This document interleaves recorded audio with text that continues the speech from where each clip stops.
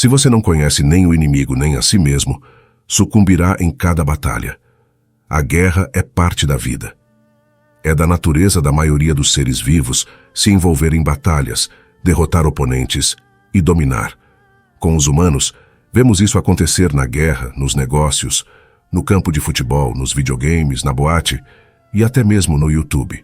E é provável que, quando não estamos travando uma batalha com o nosso ambiente, estejamos travando guerra contra nós mesmos. A Arte da Guerra de Sun Tzu é um antigo texto militar chinês composto por 13 capítulos dedicados aos aspectos estratégicos e táticos da guerra. A Arte da Guerra explica detalhadamente como devemos nos comportar em batalha e, mais importante, como vencer. O que torna um exército forte? De que maneira devemos abordar o inimigo em terreno fechado? E como devemos usar espiões para obter informações ou espalhar notícias falsas? Além de dicas específicas sobre combate, a Arte da Guerra tem um lado filosófico profundo. Sun Tzu argumenta que a guerra não deve ser encarada levianamente, que a forma mais elevada de guerra é derrotar o inimigo sem lutar, e que ser calmo e inescrutável é a função de um general. Ele enfatiza o uso da inteligência sobre a força bruta e nos ensina como vencer batalhas de maneira inteligente. A beleza da arte da guerra é que sua sabedoria pode ser aplicada às nossas vidas modernas, mesmo em tempos de paz, quando não precisamos lidar com derramamento de sangue, mas sim com trabalho, esportes e conflitos diários em geral. Este vídeo explora a sabedoria da obra de Sun Tzu, A Arte da Guerra.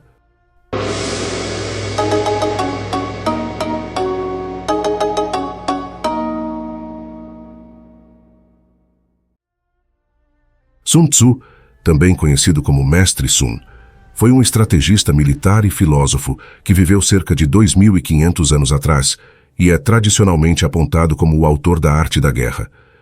Mas alguns estudiosos chineses duvidam da existência de Sun Tzu e acreditam que a arte da guerra é uma compilação de obras de diferentes autores.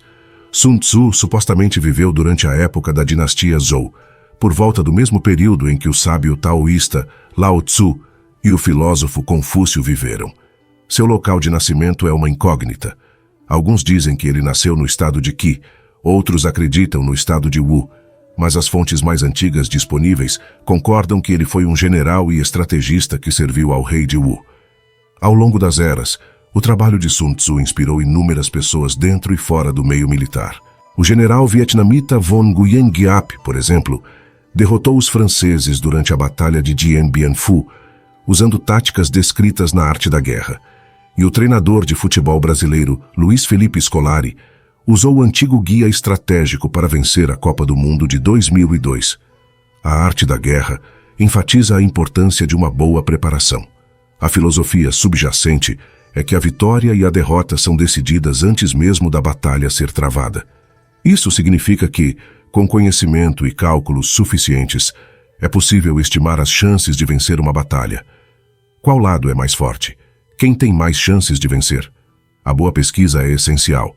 E, se necessário, precisamos empregar espiões para adquirir as informações necessárias. Devemos saber contra o que estamos lutando e ser realistas sobre nossas próprias forças e fraquezas. Para criar um exército obediente, é vital que um líder conheça seus soldados.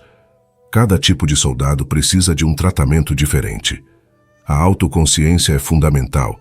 Se nós nos conhecemos, sabemos quais inimigos somos capazes de derrotar e quais inimigos devemos evitar.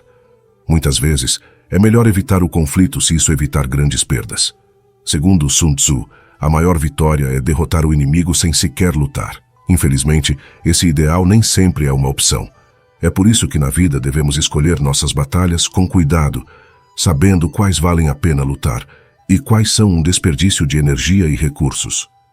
E as batalhas que escolhemos devem ser travadas da maneira mais eficiente possível. A força de um exército é limitada. Mesmo o maior exército do mundo pode ficar sem equipamento, combustível, veículos militares e, é claro, os soldados que os operam. Guerras prolongadas são desastrosas para um país e seus recursos e só exaurem aqueles que participam. Assim, a melhor maneira de vencer uma batalha é atacar rapidamente com o uso mínimo de recursos. Não destrua as cidades e recursos do inimigo quando podemos usá-los para os nossos próprios. e não mate desnecessariamente os soldados inimigos quando podem se juntar às nossas tropas. Aqui começamos a ver as influências taoístas no modo de pensar de Sun Tzu, já que ele não advoga pela destruição sem sentido, mas por fazer guerra de maneira inteligente e deixar o inimigo o mais intacto possível, para que sua força se torne nossa. Na guerra, é melhor manter um estado intacto do que destruí-lo. Melhor manter um exército, um regimento, uma companhia intactos do que destruí-los. A excelência máxima não está em vencer cada batalha, mas em derrotar o inimigo sem jamais lutar. A forma mais elevada de guerra é atacar a estratégia em si. A seguinte, atacar alianças. A próxima, atacar exércitos. A forma mais baixa de guerra é atacar cidades. O cerco é o último recurso. Na guerra, a vitória é um produto de medição, estimativa, cálculo e comparação. Se a vitória está clara, lute. Se a derrota é certa, não lute. Se escolhermos lutar, precisamos ter conhecimento suficiente para decidir as estratégias corretas que nos levem à vitória. Por exemplo, quando superamos em número um inimigo, a melhor maneira de atacar é cercá-lo. Mas quando estamos em menor número, é melhor se esconder. Nessa situação, a guerra de guerrilha tem sido uma estratégia vencedora para os talibãs no Afeganistão. Os talibãs se misturaram com civis, usaram esconderijos secretos e redes de túneis para permanecerem invisíveis, ao mesmo tempo em que usavam técnicas sofisticadas de propaganda e mantinham coesão e flexibilidade entre suas fileiras. Se tivessem atacado diretamente o inimigo, certamente teriam perdido. Mas ao usar técnicas coordenadas de ataque e fuga, provaram ser uma força a ser considerada. Uma maneira de vencer com inteligência é a arte da decepção. Quando o capaz finge a incapacidade, ao implantar tropas pareça não estar, quando próximo pareça longe, quando longe pareça próximo.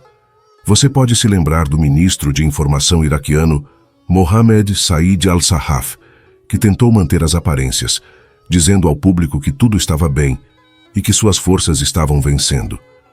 Ele pode ter lido A Arte da Guerra. Infelizmente para ele, suas tentativas de enganar o inimigo não foram tão convincentes. Eles não estão perto de Bagdá. Não acreditem neles. Na guerra, é essencial ser adaptável às circunstâncias em mudança. Como a água, a guerra não tem forma constante. O inimigo muda o tempo todo, assim como as circunstâncias naturais como estação e terreno. Sun Tzu nos encoraja a derivar a vitória das circunstâncias mutáveis do inimigo, ao mesmo tempo em que permanecemos sem forma definida. Isso significa que devemos sempre observar cuidadosamente o inimigo e evitar nos expor a eles. É assim que permanecemos cientes das disposições em constante mudança do nosso oponente, para que possamos usá-las a nosso favor. Por exemplo, Sun Tzu nos diz para evitar o espírito aguçado e, em vez disso, atacar o desinteressado e saudoso de casa, e que devemos observar certos padrões para determinar a força do inimigo.